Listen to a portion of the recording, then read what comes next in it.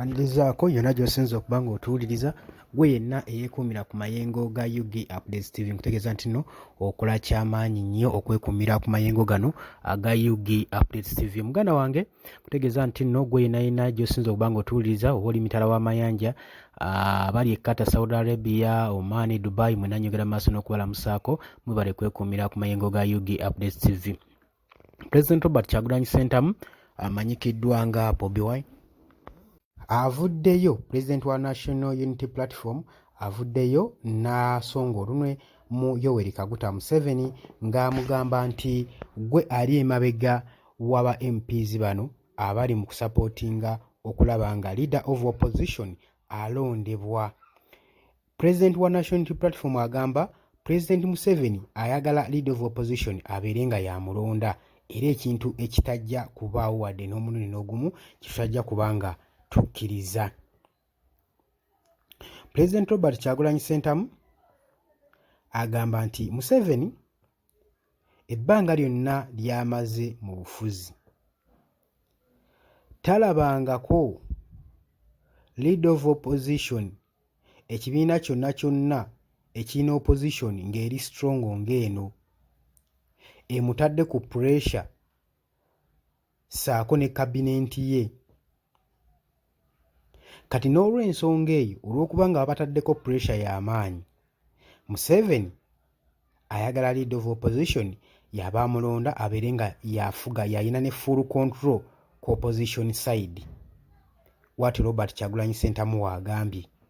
Agamba gye buvudde ne gye bulaga kuva emabega, ba leader of opposition bonna abadde bajja ku ntebe eno babadde bali weak.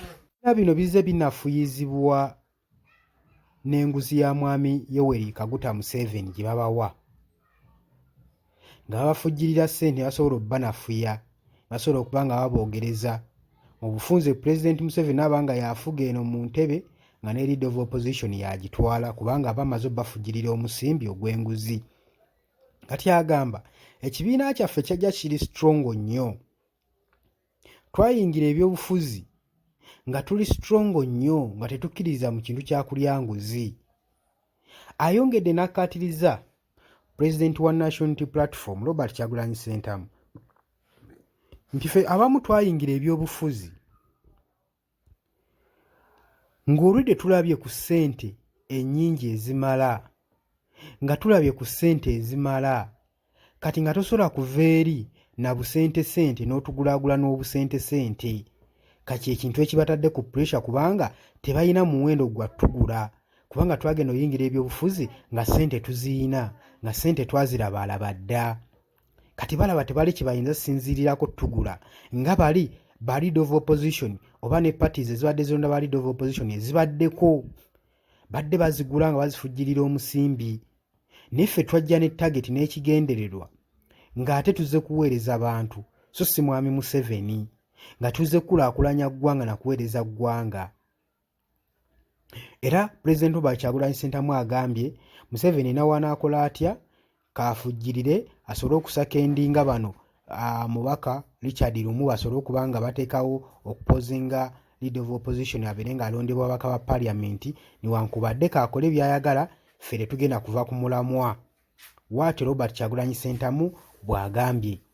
Leader of opposition Joel Ssenyonyi, spokesperson wa National Unity Platform, avuddeyo era n'agamba nti nze mmanyi abali emabega wa kino ate n'ensonga lwaki, olw'okubanga pressure ekibiina kino ekya National Unity Platform gye tuzze tuteeka ku bannabyabufuzi abali mu gavumenti, kubanga tebalabangako opposition ku mirembe gyonna gye badde batudde mu ntebe, tebalabangayo opposition ng'eno. Kati Speaker Anita Among saako n'ekibiina ekya NRM be bali mu pressurizing ensonga eno egende mu maaso, leader of opposition abeere ng'alondebwa ku sayidi yaabwe. Balowo bagamba nti member of parliament naye bajja kubanga kyenkana alondebwa ku sayidi yaabwe kubanga bonna bonna ajja kuba amaze okufujjirirwa omusimbi basobole okuba nga balonda gwe baagala. Agambye naye ffe tetugenda kupondooka olw'ensonga tugenda sigala nga twogera ku ebyo ebikyamu ebiruma bannayuganda ezo zonna ensonga ezigenda mu bukyamu gavumenti eno eya Uganda tugenda sigala nga tuzoogerako. Temugenda tutiisatiisa na bills ze mujja muteekawo. Bw'atyo Joel Ssenyonyi, Leader of Opposition, bw'atyo bw'agambye. Kutegeeza gwe mukwano gwange atannakuba ng'osubscribinga, genda maaso subscribinga, sharinga, commentinga. Nennyongera maaso n'okuba nga mbategeeza nti aba pre-organic bakutegeeza nti nno bakubire ku nooti 7 nooti 47 9 nooti 8 basobole okuba nga bakutaasa ekirwadde kya ulcer. Bwe kiba nga kikumazeeko ebbanga ddene bakubireko ng'omukwano gwange ojja kuba nga obafuna be ba pure organic. Muganda wange nkwagala nnyo, webale kwekuumira ku mayengo ga Yugi Updates TV yonna gy'osinziira okuba ng'otuwuliriza, kutegeeza nti nno obadde okola kyamaanyi nnyo okwekuumira ku mayengo gano aga Yugi Updates TV. Mbaagala nnyo, temuvaako, mwebale kwekuumira ku mayengo gano.